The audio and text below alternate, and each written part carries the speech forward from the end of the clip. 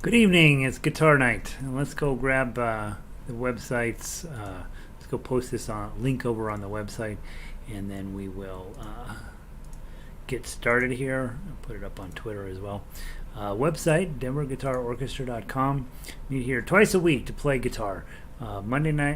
Tuesday nights we play the more advanced material, and Wednesday night we play prep material so that we can get to the advanced material.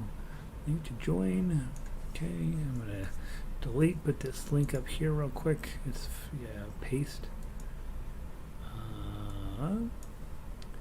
Bold link. Enter, edit, settings, open a new window, update, and update. All right, so it's on the website. We'll give everybody just a second till it get set down. Denver Guitar Orchestra.com. And the nice part about the website is there's tons of sheet music on there, and that doesn't in and of itself do you any good unless you study it in some sort of reasonable order. And of course it's all set in order for you, and that's what we do on Wednesday nights, is to get everything to tackle the entire program in order. So tonight we're looking at playing the last time we'll play through Frère Jacques in the first position. We'll study Farmer in the Dell tonight, which is not a great song, but it's very helpful for getting your chord melodies program started. We'll also be playing through This Old Man in 3 different keys. Last week we studied it in the key of A. This week we'll do it in the key of G and in the key of D. We'll also knock out A-Tisket, A-Tasket, and then we'll start on Ain't Gonna Rain No More. The level 3 people have nice music. Water is Wide, Wildwood Flower, and You Are My Sunshine. And then we do have a couple of classical pieces that hopefully we can get through. So we got hopefully it's going to be tough to get through everything. Hey Vic, she says the sound is good and it's warming. It's in warming Eugene. Yeah, you guys had a little bit of a chilly day today, 75-ish, I think. Here in Denver, 95 degrees. Plus, there's fires going on in Arizona, so all the smoke is now coming up into Denver, and it's crummy out there. The air conditioner has more or less been running nonstop all day long, and I hate it. I hate that thing blowing on me. But what are you going to do? You will end up being sad and roasty otherwise. So, also, we missed last week because of Henry, and Henry is my cat, and he had his dental exam. He's back to normal finally, but it was rough on poor guy. He lost 2 teeth in the process. So we're a whole week behind where we should be. Not that there's a deadline, but it feels like I haven't played any of this stuff in weeks. Like, oh yeah, I also own a guitar. Last night I broadcast from the Grant Street Center with the intention of getting us started playing from a orchestral perspective, and of course the building was too hot, the Wi-Fi was out, all that stuff, just typical stuff. And so tonight we're sitting in my back bedroom. It's lovely here, and we're going to play some nice tunes. So welcome in, Linda. 72 degrees up in Vancouver. I think the super rainy season is over. That's nice, right? Probably both you guys live up in the Northwest. Probably are more than delighted to see the rains go away.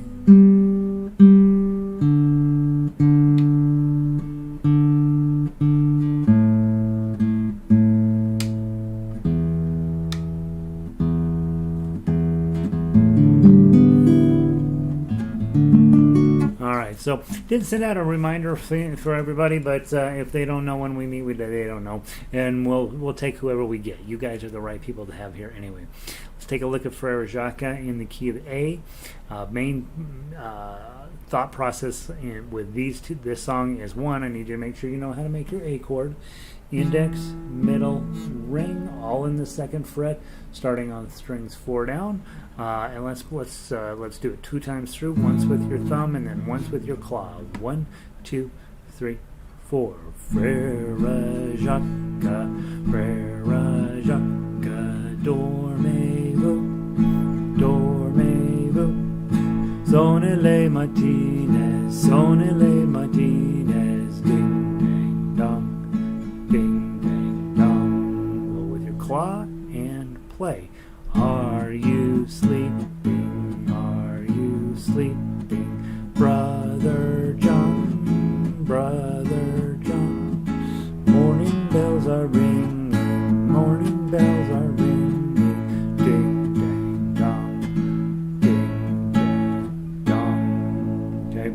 And don't neglect, I think is the better word, to do it in an arpeggio fashion as well, which is thumb, index, middle, ring.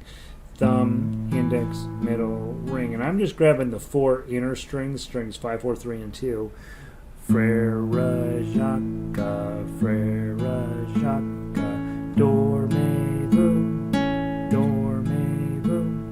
sonnez-les matines, sonnez-les matines, ding, dang, dong, ding, dang, dong.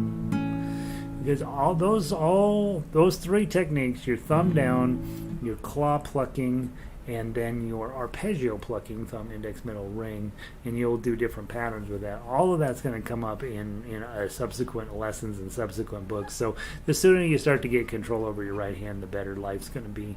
Let's play the melody. This is the other super important part of what we do around here, is playing melody, 1 note at a time now from tablature.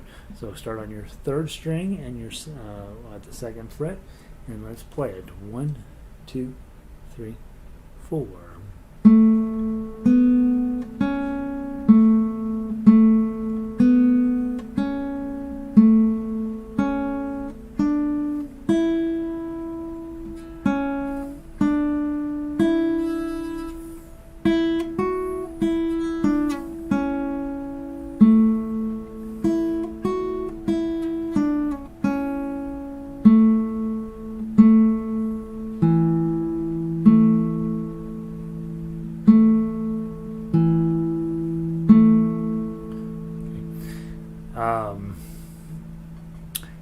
I probably have emphasized it 1,000 times, but I will do it one more time.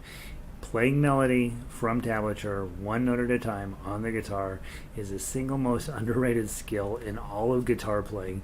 If you can do that, you do not need to sing anymore, and that for most people who own guitars would be a huge relief, that they don't have to sort of bark out.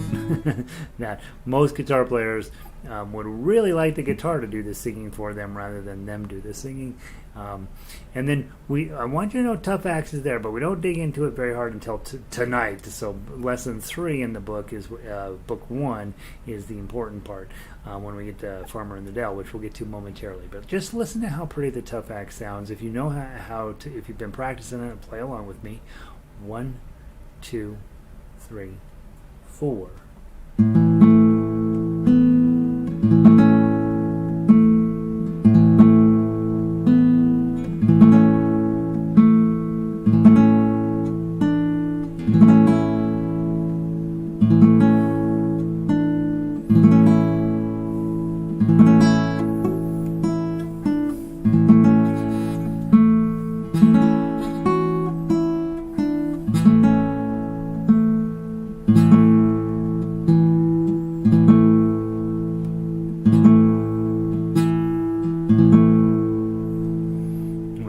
About that guitar just letting underneath these darker tone strings just busily ringing right along, doing their thing.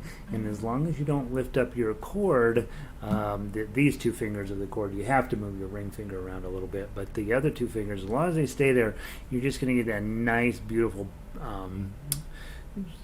basso ostinato, right? It's just this bass sound that just stays the same, and it sounds really, really nice. It's a nice way of sort of covering up any mistakes you might be making. So there's Frère Jacques. Hopefully that's going well for you. Hopefully there's no part of that that's surprising to you. Let's talk about Farmer in the Dell and a few things about it. Number 1, same chord, right? Still hanging in with the A chord. And that's delightful, okay? So we don't need to study the chord, but we want to study the melody here. And in order to study the melody here, we're looking at a different time signature. It's called 6/8, and that means there's going to be 6 eighth notes in every measure. So if we counted it correctly, it would be 1, 2, 3, 4, 5, 6. 1, 2, 3, 4, 5, 6. Or more, even more accurately, 1, 2, 3, 4, 5, 6. 1, 2, 3, 4, 5, 6. 1, 2, 3, 4, 5, 6. But most of the time when we're in 6/8, we don't count it that way. Most of the time when we count it is 1, 2, 1, 2, 1, 2. The farmer in the dell. 2. The farmer in the dell. 2. Hi ho the dairy-o, the farmer in the dell. 2. So, and by the way, this is not a kind of song that you're going to be great at, right? We're going to learn what we need to learn here and move on from this song. But it's a very excellent piece to teach with, because prior to this we've played everything in 4/4 timing, and now we're going to play something either in 6/8, which we're not going to really do, or in 2, counting in 2, 1, 2, 3, 4, 5, 6, which is really 1, 2, 1, 2. And most of the time when we're in 6, I will treat it as if we were in 2. The one thing that doesn't work, it works on Greensleeves, but that's the only one. It's also in 6/8. In Greensleeves, you actually count by 3, because it's a multiple of 6, or a factor of 6. But it normally doesn't work. It's either 2 or 6 is generally how you count this. So let's go through, pick out the melody. As you look at the melody line, you notice everything's 2, which is really lovely. So grab your A chord. I'll put that on, and you'll see you've got most every note held down already. So from the top, 1, 2, 3. Or I'm sorry, let me count in 2. 1, 2.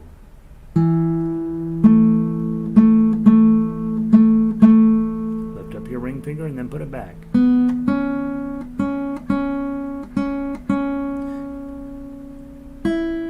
Ring finger down and back.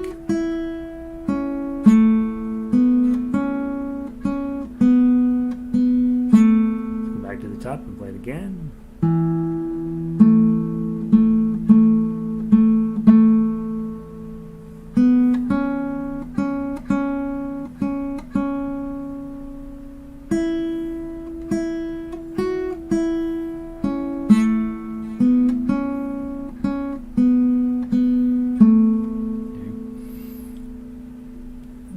Thing can be played, and never move these 2 fingers. You're going to make some minor modifications to your ring finger, but that's it. And similar to what we did on Frère Jacques. Okay, so now this is the day. This is the day when we move you into tough acts. Okay, so lesson 3. Do exactly what you just did, but instead of just one note at a time, sometimes, most of the time at the beginning of the measure, we're going to run our thumb over a few strings. So the first note's a 2 on the 4th string, so you hit that. And that's a 0, 2, 2. So you're going to drag your thumb down from the 5th string down to the 3rd string. And then go grab a few more 2s. And then do the same thing at the beginning of measure 2. A couple of decorative notes, 2, O. They're just there to make it sound, to fill up the space. Now we got a 0 on the 2nd string. Well, right now we're holding the ring finger down, so we want to lift that up to get to the 0, and then we'll put it right back down. And strum from 5th string down to the 2nd string. A couple more decorative notes here. Okay, measure 5, you have a full A chord. Ring finger, either, you got a choice here. You can either drop your ring finger, which is probably what I'll do, to get the 2, and then put it right back to get a full A chord. Or you can add your pinky on here. I usually don't do it because it feels very cramped to me, but you could use your pinky to get that high 2. So for measure 5, ready, play.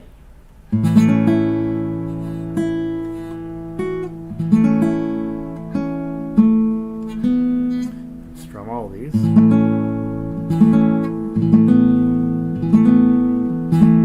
Decoration. Let's go to the top and do it again.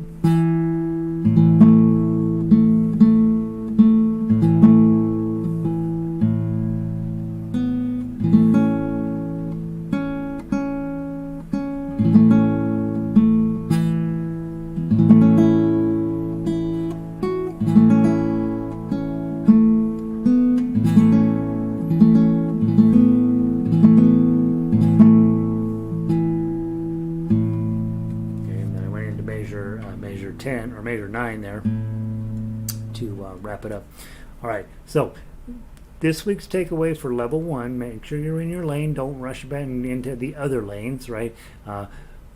Getting Farmer in the Dell should have an A chord down already. That shouldn't be a big one for you. The melody, again, all 2s. I would really recommend holding the A chord, and you'll notice the entire melody almost is already in your hand. You will have to make some minor modifications to your ring finger. And then, of course, go back through and play the tough acts. That's just thumb down. Obviously, we have other ways we could play the same song. We could pluck everything. Let me show you what that sounds like.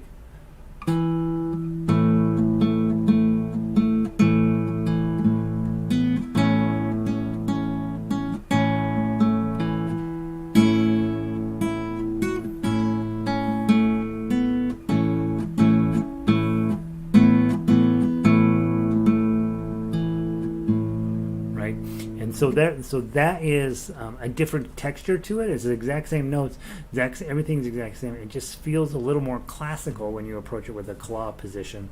And then the other thing we didn't talk about, but we will talk about more heavily as you get in towards book 3, is that everything could also be played, if you're going to sing this, with an arpeggio pattern. And when you're in an arpeggio pattern on 6, thumb, index, middle, ring, middle, index. That's 6, right? 1, 2, 3, 4, 5, 6.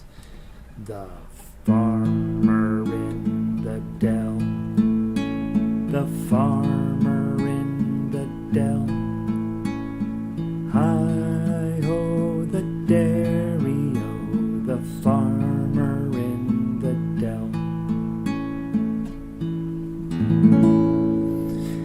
If I was a singer, I would sing absolutely every single song, and I would only look for songs in 6/8, and that is exactly what I would do with my right hand. And I would play the chords over here, and then I would sing over the top of that, and I would sound brilliant every time. So those are the things that we want you to continue to experiment with your right hand. Don't be shy about doing crazy stuff with it. Vic says tough axe is magical, isn't it? It really is. I mean, you start off with a song that's sort of like Farmer in the Dell, and you put the whole thing together, and man, you're like, I sound pretty good. That's really nice, And so, yeah, it's absolutely magic when we can put them together. You see in piano, when you learn in piano, you learn this hand, doesn't sound too good, and then you put them together, and it's like, whoa, that's what they meant, right? And so, yeah, that's what's nice about tough axe. All right, there's Farmer in the Dell. That should keep you busy for the next week or so. Let's go grab, for those of you in book 2, the legendary This Old Man, and we were going to transpose it, and so I want to do that real quick. Let me find it in this book.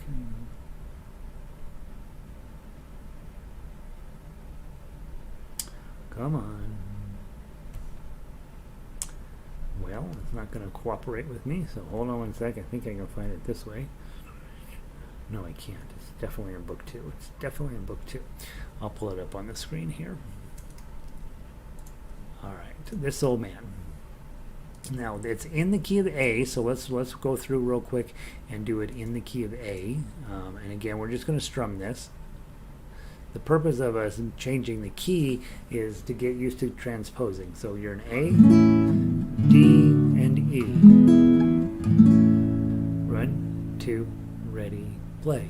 This old man, he played he played knick-knack on my thumb with a knick-knack, paddywhack, give the dog a bone. This old man came rolling home. Okay, there's an A.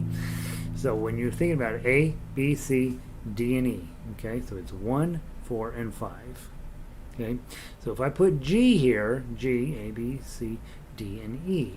D and G, A, B, C, and D. C and D are your chords. So check your G, check your C, check your D, back to G. So if you're going to put it in the key of G, all your A's become G's, and then D's become C's, and E's become D's. Okay, let's give it a try. 1, 2, 3, 4. This old man, he played too. He played knick-knack on my shoe with a knick-knack, paddywhack, give the dog a bone. This old man came rolling home. So now we've transposed it into G, and then I forget, what was the other key I wanted you to do it in? D, okay? So again, same exact process. If I put D here, D, E, F, G, and A are your friends, okay? So A's now become D's, D's now become G's, and E's now become A's. Okay, let's give it a try. D. 1, 2, 3, 4. This old man, he played 3. He played knick-knack on my knee with a knick-knack, paddywhack, give boom. This old man came rolling.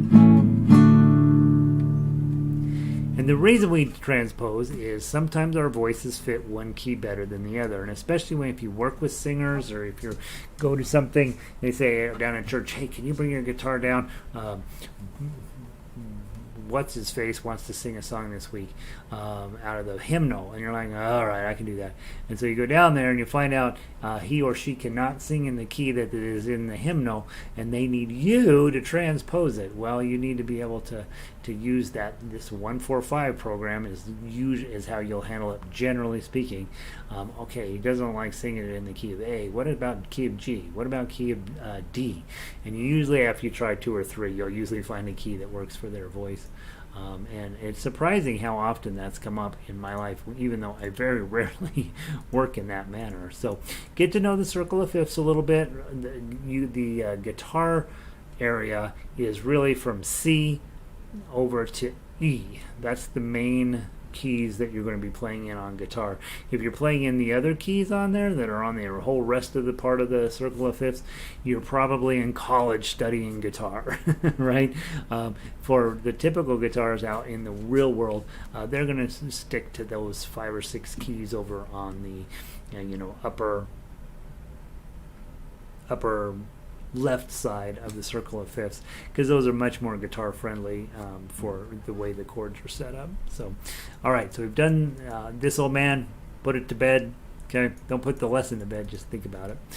Now let's go grab A-Tisket, A-Tasket. And I've got myself in the wrong mode here, so give me a second to pull it up. A-Tisket, A-Tasket is not a great song, but it is an excellent opportunity for you to put all of the pieces and parts together. So first, let's grab the A and the E7. Let's grab all chord. Let's grab a claw. 1, 2, 3. A-Tisket, A-Tasket, a green and yellow basket. I wrote a letter to my love, and on the way I dropped it. Now stop for just a second. Instead of just clawing it, let's do, when it's an A chord, do thumb, index, middle, ring on beats 1, 2, 3, and 4. Thumb, index, middle, ring, and you want your thumb on the A string for the A chords. When you go to an E chord, you're going to move your thumb up to the low notes. So make sure your thumb is on your E string. 1, 2, 3, 4. Okay? From the top, 1, 2, 3. I dropped it, and on the way I dropped it, a little girl, she picked it up and put it in her pocket. Okay, there's a million verses to this, but those two are plenty, right? Big takeaway, you can always strum, right? A-Tisket, A-Tasket, but you want to be more sophisticated than that probably most of the time. And that's where claws come in. We're picking all at once or picking them in a pattern, and we call that arpeggios, and it's going to sound nice that way. Okay, let's play the melody. I'm looking through it, mostly 2s and 3s, so probably going to grab, let me grab my chord and see what happens. 1, 2, 3.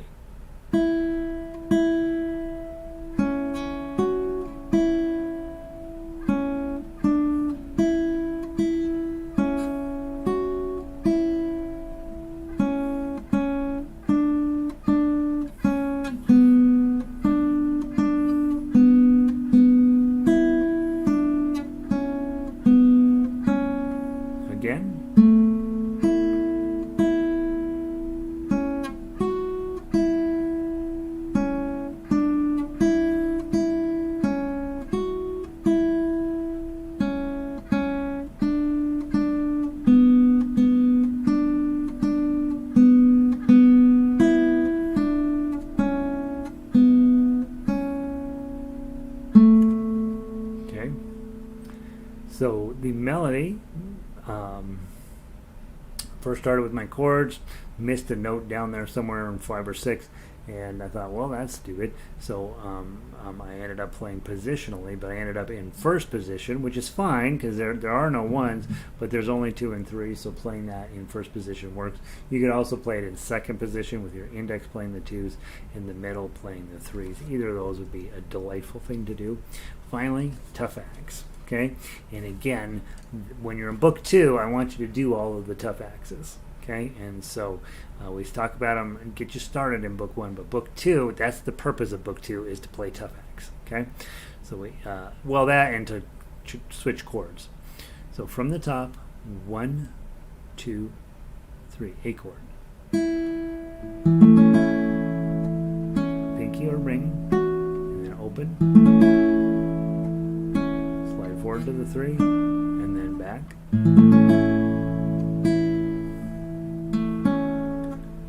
Ring or pinky, open. This is the hard one. E7, put your pinky up on 3, go.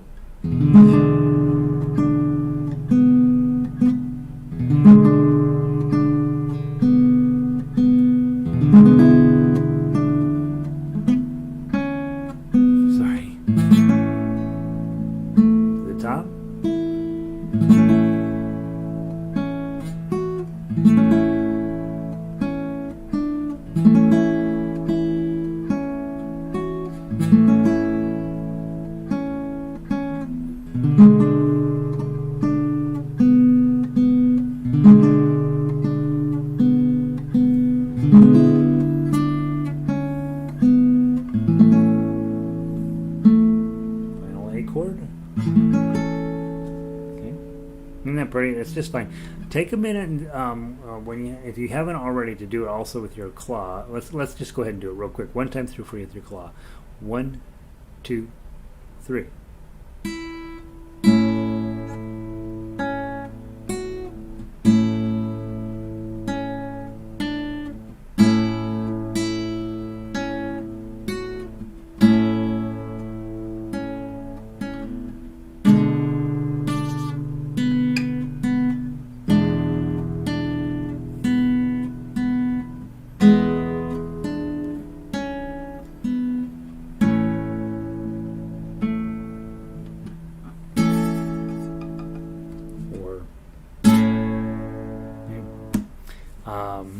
Again, usually, thumb down is going to sound the prettiest and sort of put together the nicest. But long term, you're going to want to be able to play with your claw more so than your thumb. You see me, I way over thumb the songs that I play because it just sounds so daggone pretty. But it's not the only way to play stuff, and so getting really comfortable with your claw, especially those of you guys that enjoy classical music, you're going to be doing a lot more of that claw business than you would ever begin to imagine. All right, let's go on. New song for the week is Ain't Gonna Rain No Mo, so let's grab that one. I always feel sort of compelled these days to talk about these songs that come from very difficult backgrounds. Ain't Gonna Rain No More, 1923. It existed prior to that, but Wendell sort of put it all together. He found all different versions and variations and all this, and so he's credited with the song, but he almost certainly did not write it. It's would have come from the minstrel tradition, and most of you know it's a very troubling tradition where forever in the United States. Hey, Pauline, welcome in. Good to have you. In the United States, they had these minstrel shows, and people just, I mean, before movie houses, they'd go to the minstrel show, and of course, they're incredibly. These days, by our standards, are just not even something you'd ever even consider thinking about going to. But back then, it was common entertainment, and Wendell went through and sort of found all of the different versions and put them together. And so his sheet music has 50 different verses in it, and about half of them are either wildly racist or wildly sexist. And so what you have here are the ones about bugs and about a goat eating tin cans and this type stuff. So I sort of went through and found the ones that were not crummy lyrics and put them on here. Hey Dick, welcome in. Just know that this is the type of song that you study, but may never perform out in public. It is kind of cute. If you only knew these verses, it is kind of a cute song. So first of all, let's talk about getting from D chord to A7 and back. Notice these two fingers have the same shape for D and for A7 and back. Okay, so they're really convenient to go together. That's why a lot of music on guitar gets played in the key of D, because they're very comfortable putting those back in together. So let's give it a try. We'll just strum it, I think. Oh, it ain't gonna rain no more, no more. Ain't gonna rain no more. So how in the heck can I wash my neck if it ain't gonna rain no more? Well, a peanut sat on a railroad track. His heart was all aflutter when along came a train roaring down the track. Toot toot peanut butter. Oh, it ain't gonna rain no more, more. Ain't gonna rain no more. So how in the heck can I wash my neck if it ain't gonna rain no more? Oh, we had a goat down upon our farm, ate up old tin cans, then it puked up its guts on a Friday night, and out came Ford sedans. Then go back to the top. Oh, it ain't gonna rain no more, no more. Ain't gonna rain no more. Well, how in the heck can I wash my neck if it ain't gonna rain no more? Right? So I would finish there in the middle of measure 8. I would always, I think, with modern sensibility, you don't end on a verse, you end up on the chorus, and this song starts on the chorus. I would go down. These days, I would not have a second ending on here. I would just do ending number 1 until I was sick of it, and then I would go and play the first half of the song and finish there. So you might want to put a DSL fine at the end of 16, and then fine would actually sit in the middle of measure 8. Ain't gonna rain no more, plunk. And that's probably where you're going to stop that song. So the chords are super important. They're going to come up every day when you play guitar. D, A7, D, A7, D, A7. Let's go ahead and play through the melody one time. Not a ton of melody here, but still kind of fun to play. I'm probably thinking, gosh, do I have any 5s in here? I don't know if I have any 5s, but I see tons of 2s and 3s. So my first thought is, I'm just going to play in first position, and I'll cover my 2s and 3s. 1, 2, 3. Don't hit that note. That's the wrong note. 1, 2, 3.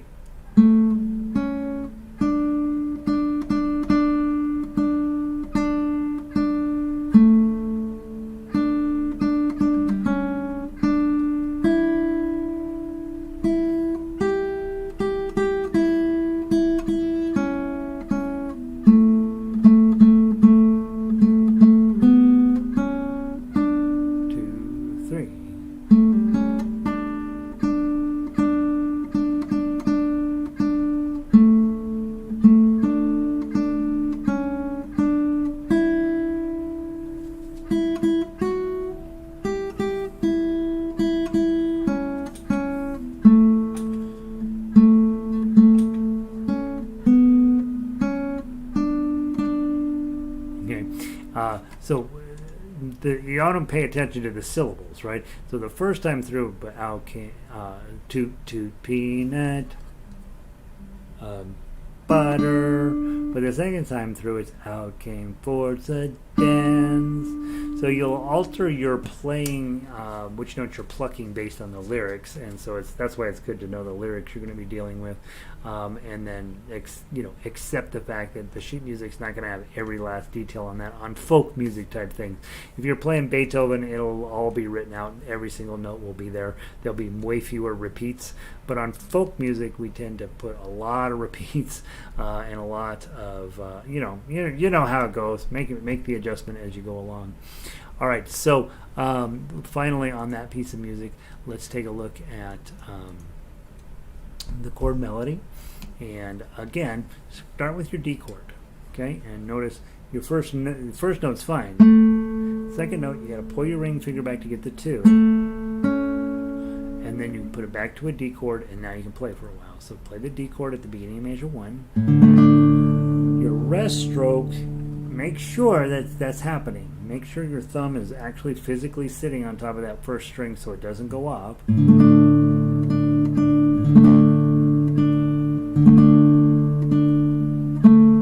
so I haven't had to move this at all except for the second note where I had to make this little motion here. Go from measure 3, keep going, play. Pull it back and pull it back, push it up. Switch to your A7. It's a dotted half note, so it's worth 3 beats. Let it ring for a while, then strum again. And then you've got to add your 3. Probably a pinky would be easiest to get to the 3, but maybe your ring finger there. Lose the 3.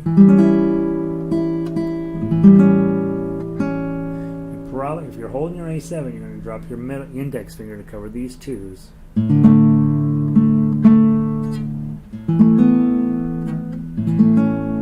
then measure 8 is back to your D chord, rest stroke. And we basically repeat the same idea.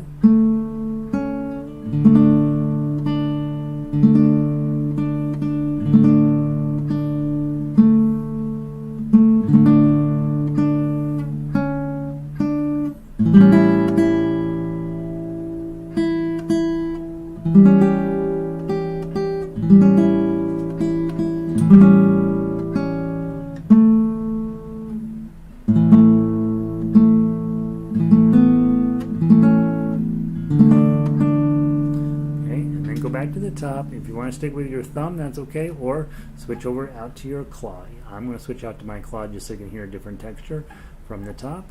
1, 2, 3. I should have said 3. Why didn't I say 3? 1. Oh, wait, I know why. I'm on the wrong page.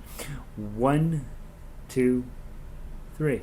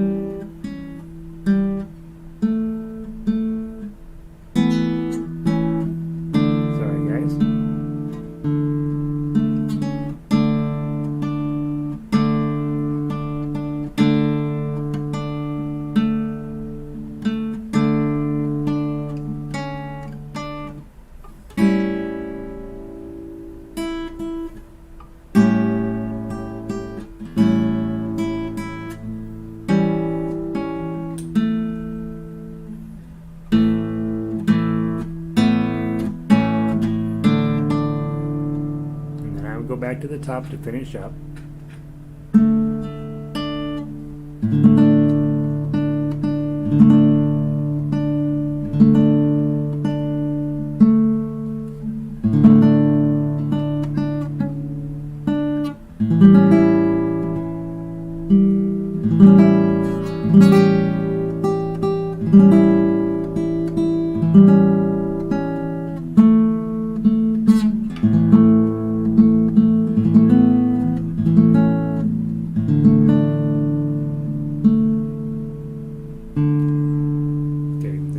finish it up there probably. But you can see how you take a kind of a dumb song with sort of an iffy melody, and you put it in with tough uke, and all of a sudden you got plenty to keep yourself busy, right? They're filling it in and just turning it into something kind of pretty. And if somebody had not heard that song before, they'd be like, "That's a good song. What's it about?" And you'd say, "It's about two lost lovers who have finally met on a tugboat in the Bering Sea, and they finally realize it's who each other is, and they become their soulmates." They don't have to know it's about a goat eating tin cans on a farm, right? Just play tough uke and let them figure it out. All right, so there's book 2. Those of you guys that are newer and you're just getting comfy switching chords, getting comfy with this whole tough axe idea, getting comfy, most importantly, with playing melody, just straight melody. I would play I'd go over to the sheet music page and I would play every single song in book 2 in those 3 ways. First with chords, back and forth, then with the melody, straight line melody, and then I would work on, it will take a while, to do the tough uke on all of those, tough axe on all of those. I think that you could do yourself a real favor by just really making sure you're solid coming out of book 2, because when you get to book 3, it's real music, right? We're not goofing around with that music, and we're not pretending to play the guitar anymore. We're playing it, and I think you will find how pleasant it is if you really get a pretty good handle over book 2. So now let's move on to book 3, and let's go grab Water is Wide. That's one of the things we did 2 weeks ago, and I wanted to play it again because it's just so daggone pretty, and we just didn't have enough opportunity to play it through a few times, so I want to do it at least one more time. We'll see how it goes today for me. All right, Water is Wide, play down through, it's 3 pages, right? Shucks. But it is a little bit repetitive, so once you get the big idea on the first few measures, it just ends up being repeated. Play all the way down through 34, right? 33, come back to the top and play it a second time, and you will skip measures 32 and 33 to finish it up. Cute part about this song, first line, she or he is in love. Their love is as vast as the ocean, and in the second lyric, he or she is gone, left him high and dry. So, which is kind of cute if you think about it. We're going to play it equally beautiful both times through, but they each have their own completely different notion. All right. And really, really take your time. See, this is pretty challenging on your pinky. Okay, from the top, 1, 2, 3, 4, rest.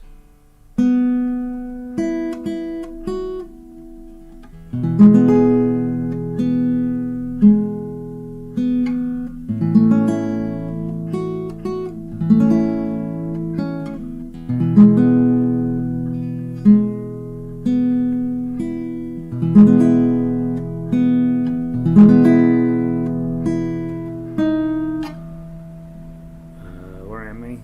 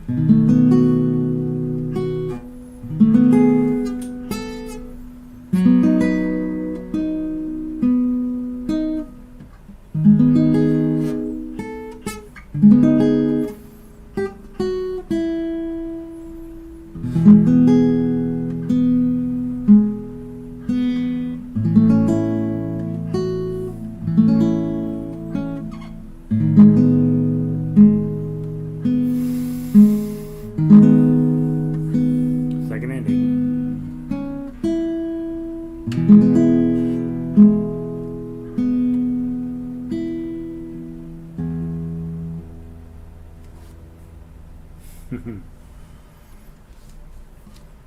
That's a good song. Super hard to play. I wouldn't say super hard to play, but certainly harder. Most of the Beatles stuff we played last night, even though it's technically in a higher book, is less difficult than this one. Part of it is the stretch, right, from these chords that you're pulling an E chord and that 4. And you guys know at this point, if you have to make a decision between the melody note and the chord, you go for the melody note, throw the chord out. Sometimes you just can't stretch. This piece takes all of my effort to get that one there, right? The A chord with my 4 here. There's also a B7 with your 4 there. So go with the melody note and just forget about the chord when that sort of stuff comes up. And it's really going to turn out to be a nice song. Probably the other thing too, this guitar is just a tiny bit too big for me. Most people play a guitar that's just a tiny. Some people are playing guitars that are way too big for them, but because it's a full-size fretboard and I have not quite full-size pinkies, it's always just this little bit of a stretch more than I want it to be. But I like to arrange it this way so that you get that full, beautiful, just chord business hanging down below. It's really a nice piece of music, and it might be worth putting some time into. Here we get talk often about, is it worth memorizing? Well, maybe not. Maybe, I don't know. If you like it, yeah. And Vic says nice arrangement, right? So it is. I do think it works. So we'll put it in the can now for a while, and you can decide if you want to keep working on it. Let's go grab a Wildwood Flower. And this was a new arrangement, if I remember right, a couple weeks back. And so I'm probably going to mess it up. I know I haven't been working on it, and I can't see a darn thing tonight, so I'm going to turn on my light. See if that helps. It'll probably mess you guys up. All right. Wildwood Flower, your chords A, E7. There's a D that sneaks in there, okay, but this is all your book 1's chords, so hopefully that they're feeling comfy. I will twine with the ringlets of my raven black hair. Oh, the lily so pale, and the, I don't remember how it goes, roses so fair, the myrtle so bright, with an emerald hue, and the pale Aronatus with eye of bright blue. So that, I mean, it's a pretty little melody. Let's see if we can put it together. I'm going to play the tough acts. You guys play whichever makes you happy, and we'll see how we come out at the end. Let's do it. How long is it? It's only 8 measures. Let's play it 3 times through. Okay, 3 times through. Pick your way of pick your poison. Not fast. It's supposed to be kind of fast, but we'll not do it fast. 1, 2, 3.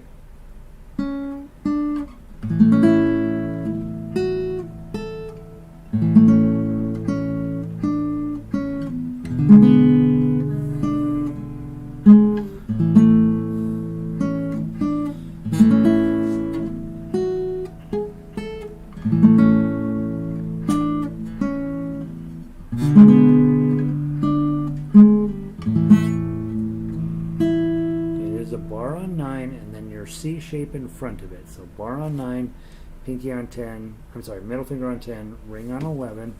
It's just straight up bar chord here. And then you get to 5, 5, 6, 7. That's just cover the bottom 2 with the index finger, and 5, 5, 6, 7. Pinky's going to get the 7, and then go down to your D chord with the pinky.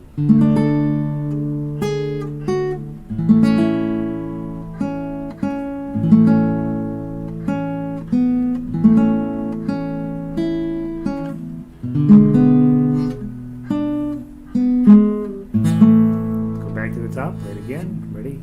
Play.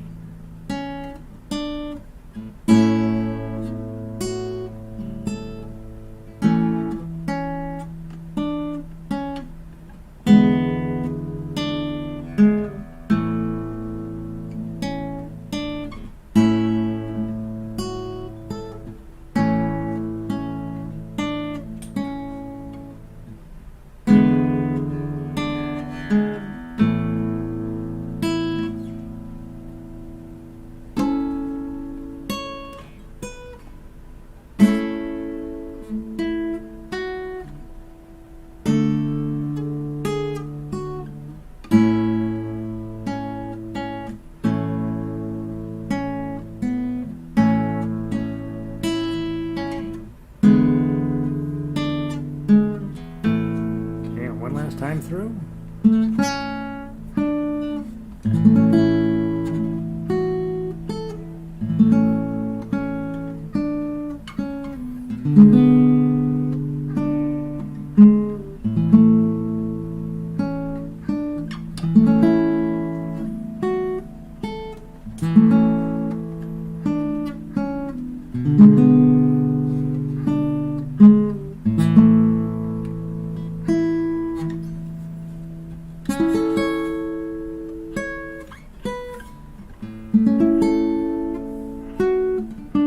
Whoops. Where is it? There it is.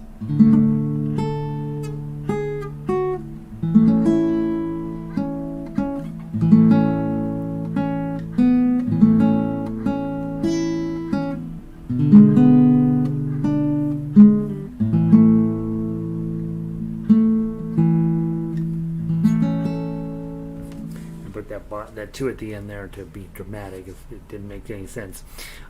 I'd say the arrangement's fine, right? It's an awful lot of work for a relatively simple song. This would be a great duet with somebody. You grab somebody and say, hey, you know your A chord, E chord, and D chord, and they'll be like, yeah, everybody knows those. And you'll be like, all right, let me play the melody. And let's just play the melody together. Just see how it sounds. 1, 2, 3.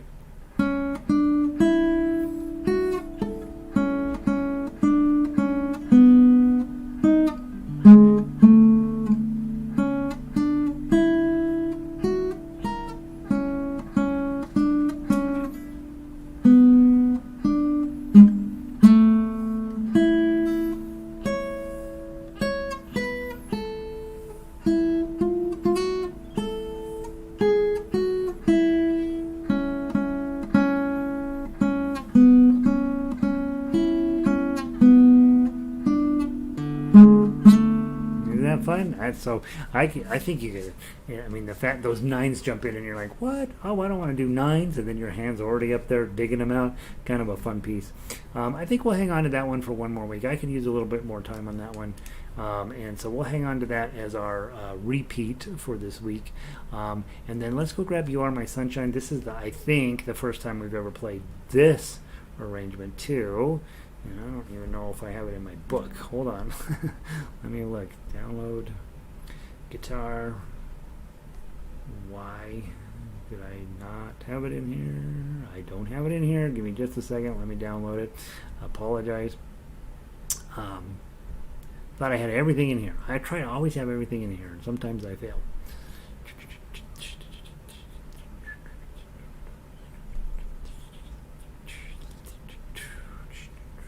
Okay, guitar,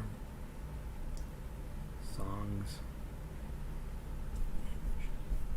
Good news is all the way at the bottom. I will know when I'm there. And then I grab my download guitar. Oops.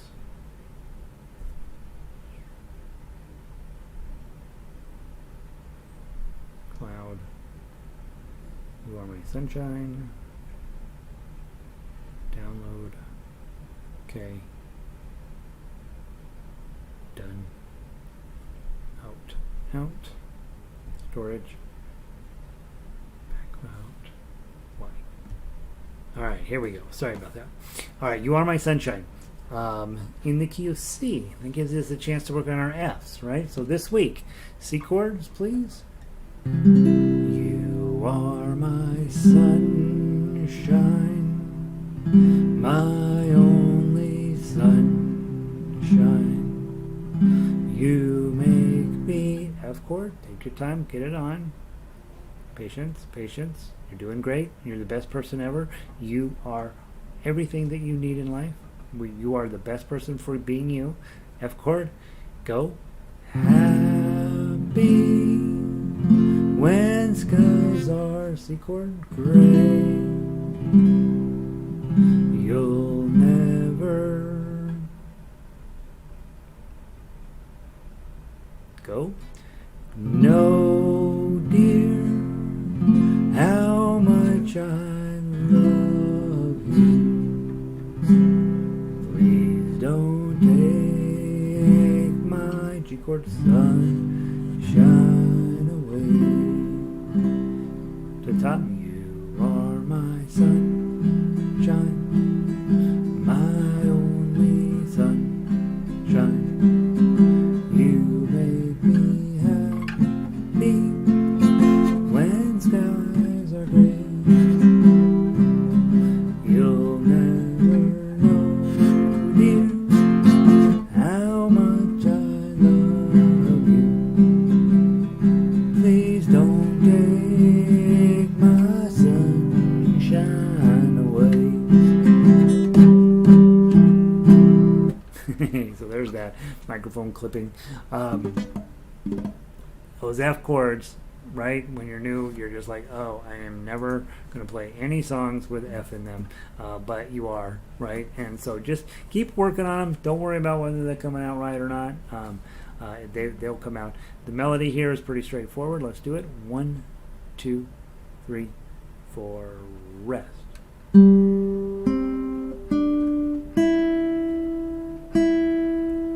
Rest.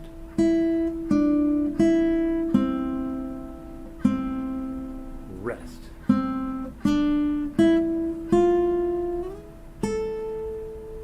Rest. 2, 3, 4, rest.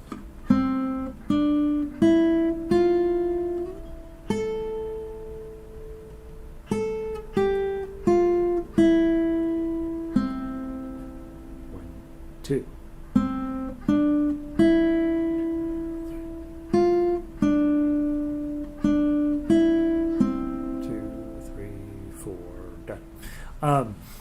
And a lot of times people sing this a little bit differently. So wherever you grew up, you may sing this slightly differently. It's not exactly the way Johnny Cash did it. So just so you know.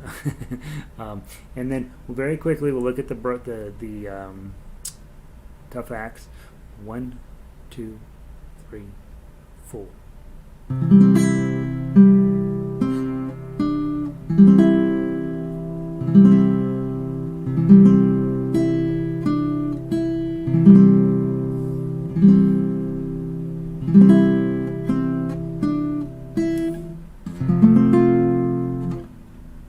Go up to the 5, 6, 5, 7. So it's a bar on 5 and the C shape in front. Okay, that's another F chord, and then all the way back to your regular F chord. It's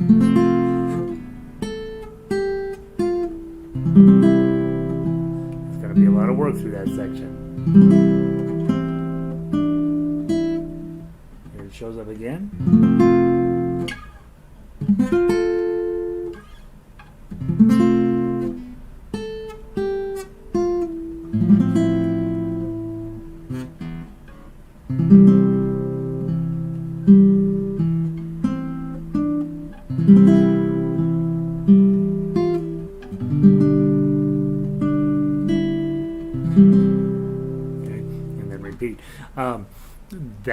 So now you know exactly what you have to work on, right? You have to work on getting your F chord on, because that's actually part of the tough axe. Then you have to work on sliding it up to 5, getting your C shape on, and then right back to the F shape, and then to the 5, 3, 1. It's almost like it's punching you in your face, like, really? Now there is a trick here, okay? If you go up to that 5, you can leave that on and not go all the way back down.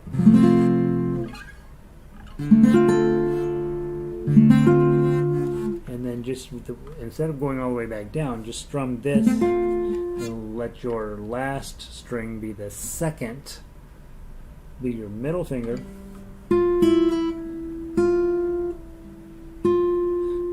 I think what I'm trying to say is the 6 on the second string is the same note as the 1 on the first string, and so you can literally leave that little bar on at 5,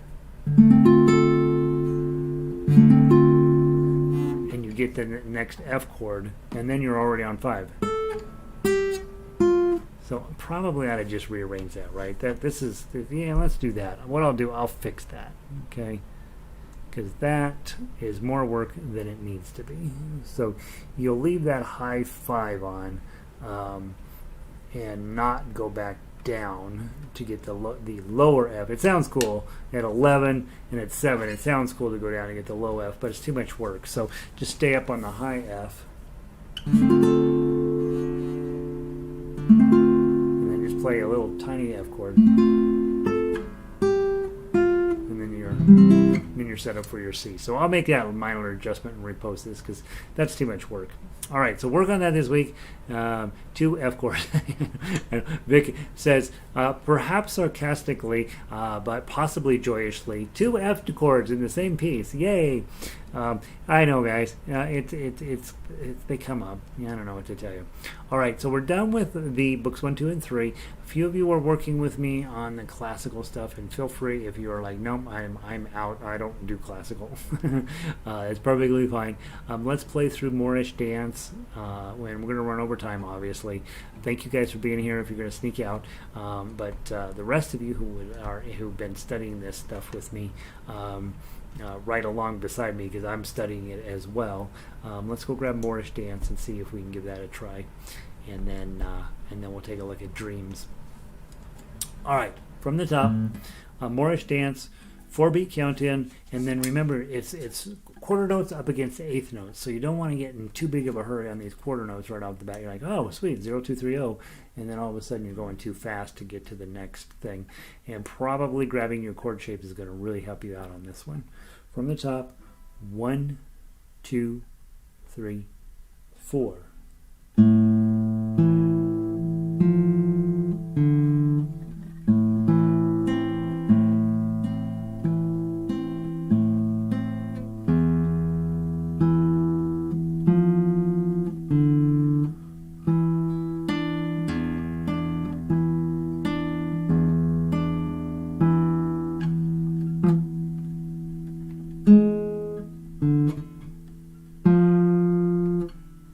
chord.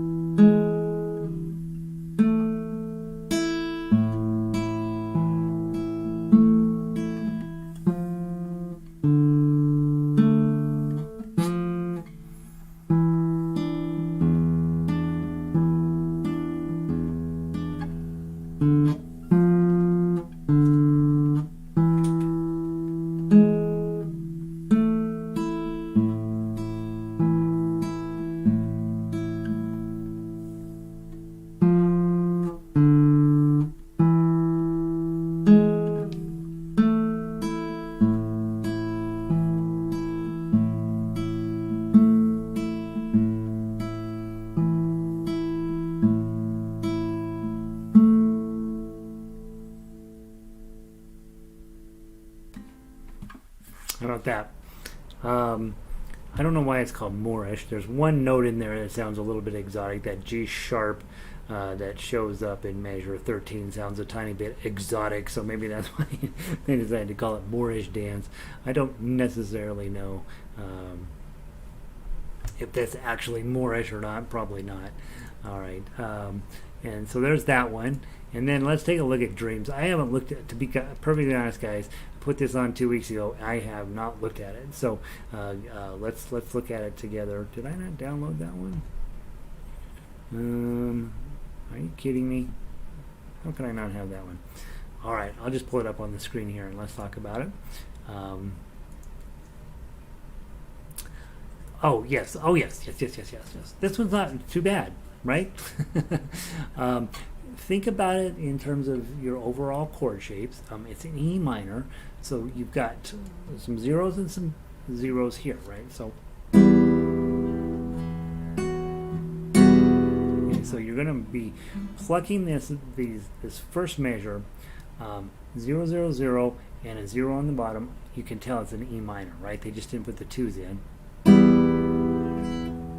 And notice you don't have to hit the E again, just hit the 2. And then you've got the zeros on both ends. Obviously the chord changes here to something else. And you're probably back to an E minor shape here.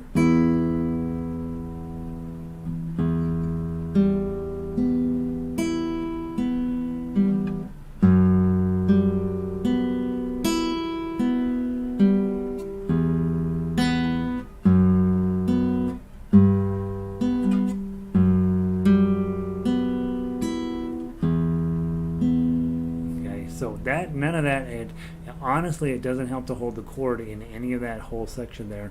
That's why I didn't put the chords on. Okay, measure 9, let's keep going. Grab the 2 on the 3rd string. And then a 3 here. Open, 3, open, and then 2 up here. 2 there, 3 way down here, and I gave you fingerings on that one because they don't make sense. It's not a chord that's going to make any sense to us fingerstyle players. So you notice a little tiny 1 underneath measure 12 and the little tiny 3 underneath measure 12 in the middle there. That tells you which fingers to use. This being 1, 2, 3, and 4. You want your ring finger up there on 3. There's just really no other way to play this. Okay. Then, my foot pedal, it's not going to work. Measure 13, okay, back to all zeros, nice. A little Metallica there.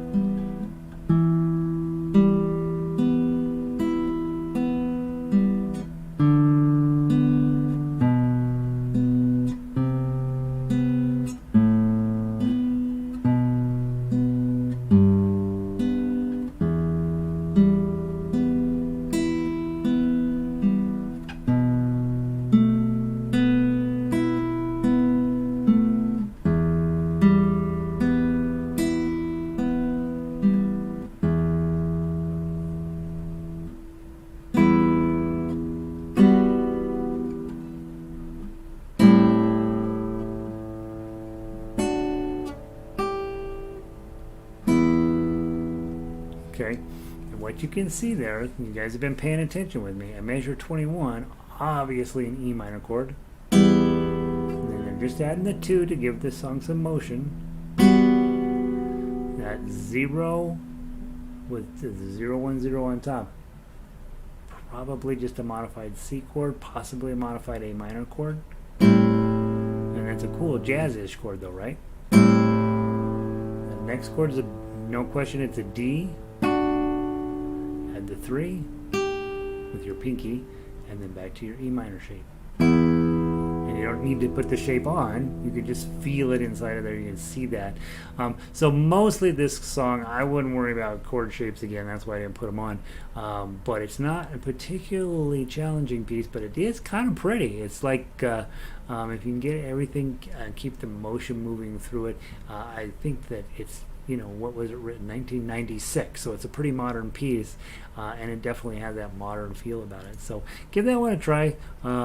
Yeah, Vic says I like them both. I definitely think that of the two, I like the Dreams piece. And I remember as I was putting it together going, well, I want to put the chords on. I'm going to put the chords on everything. And then the more I thought about it, like the chord shapes don't necessarily help you.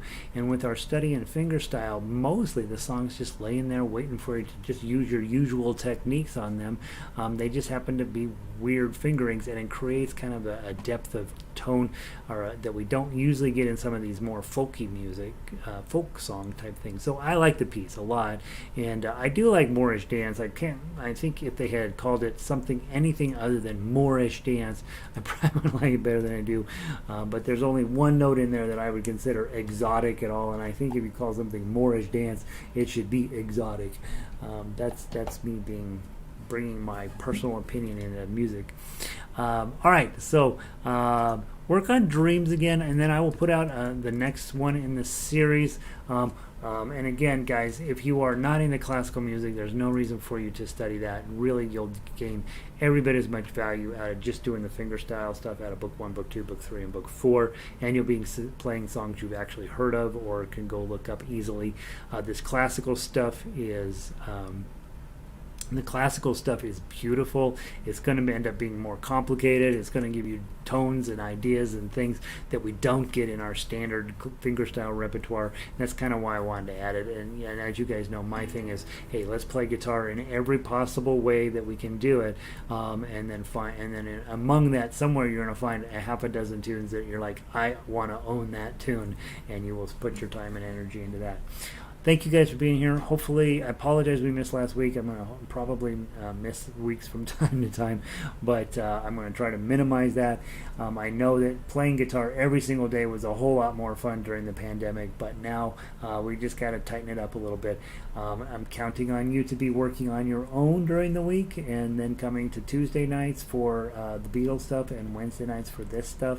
And knowing where your lane is. Don't get frustrated that this is hard because you're trying. You're in level book 1, but you're trying to play book 4. That's where frustration sets in, right? And so just know if you're frustrated, you're probably playing a piece that you shouldn't be trying anyway, right? You see me, I play and stuff I don't know how to play all the time. Not a good plan at all. Hope you have a wonderful night. Thank you all for being here. Let's see, Vic, Linda, Pauline, Dick, and anybody else that's hanging out here who's not logged in. That's great to have you here. And remember, if you I've been struggling with passwords in my websites and stuff, so if you are subscribed to this channel and it's time to get going and you don't see anything showing up on the website, you can just come straight to YouTube to my channel here, Gary Ugert, and then refresh, and it should pop up when I'm live. And then so there is a good reason to be subscribed to the channel. If you're not logged in and you're listening, then you can't do it. But if you're logged into YouTube, you might as well hit subscribe and just make it easier. And then if you are logged in, hit that button. I apparently win something at some point if you enough of you hit those. I'll never win anything, but it's still fun to talk about. So hit that thumbs up if you wouldn't mind. And Vic, it's like both of the songs. Yeah, I wanted to hear the new Clouds piece. It's interesting. It really is. I think it should be fun. Thanks, Gary. Enjoy the rest of the evening, everyone. You guys, thanks for being here. Dick, never did figure out how to get the Beatles songs from last night. Oh, I'm sorry, Dick. Just send me an email. I don't remember getting an email from you, but I am behind on emails. If you will send me an email, Dick, I will get you all the sheet music. So I apologize. I try to be on top of emails about that, because that's the one thing that I know that I want you guys to email me about. I don't want to just leave the Beatles music sitting around out there. For the most part, people are not trying to steal You Are My Sunshine, but they would love to get their hands on 20 fully arranged Beatles tunes that somebody else did, and they take my name off, put their name on, make it a book. Right? And I don't want that. I don't need that happening. So yeah, just send me an email and I'll get it to you. I apologize if you sent me an email and I didn't catch it. So that's how you do it. All right, man. Ladies, people, thingamabops, you have a wonderful night. Thanks for being here. It's been fun. Peace.